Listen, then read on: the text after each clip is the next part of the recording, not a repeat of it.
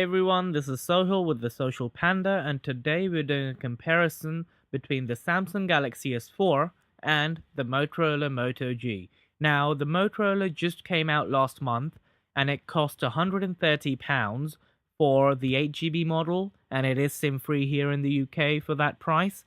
And the Samsung came out in April 2013, costing £400 approximately, maybe 500 at that time.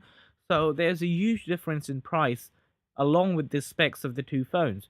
So the reason I'm doing this comparison is because I wanted to see how a low-end device does compared to a flagship device which came out maybe 6 or 7 months earlier.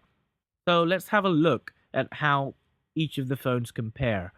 The S4 has a bigger screen, clearly a 4.9-inch screen with 419 pixels per inches compared to the 329 pixels per inches of the Motorola G, which is only 720p. So that's one difference out the way. The other one is that the Samsung has a better camera, a bigger battery, a bigger processor, twice the RAM with 2GB. So as you can see, a lot of things it has are a lot more or a lot better than the Motorola Moto G.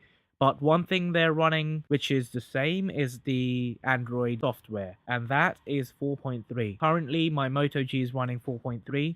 It is guaranteed an update to the 4.4 KitKat, which is great.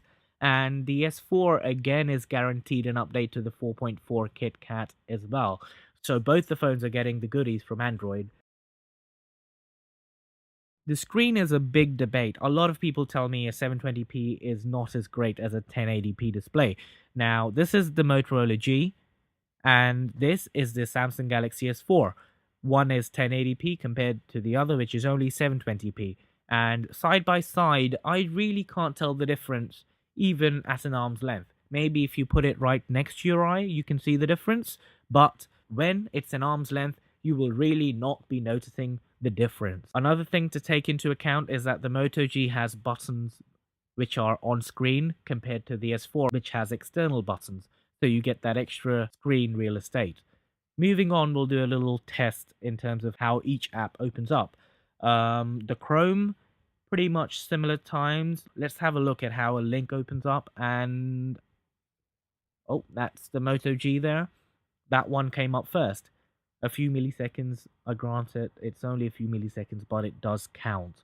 So let's have a look at the Hangouts app again. My default SMS app, and the Hangouts app on the Moto G was quicker to load again. So twice the Moto G's beaten the S4, which is not a surprise because the S4 has been with me for 6 months and it has a lot more apps than the Moto G. So you're bound to find some slowness on the S4. The Play Store, well, that one loads up quicker on the S4 compared to the Moto G. So there's a bit of variation here in terms of app openings and closings. Not really much of a difference in time, ever so slightly, a few milliseconds here and there. Again, the calendar app opened up quite quickly. The Maps app, same times, I guess.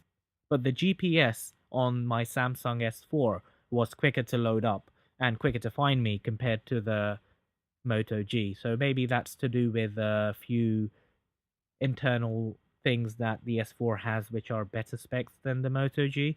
That could be the reason. So we'll have a look at Twitter again, and I think same time maybe the S4 is slightly quicker.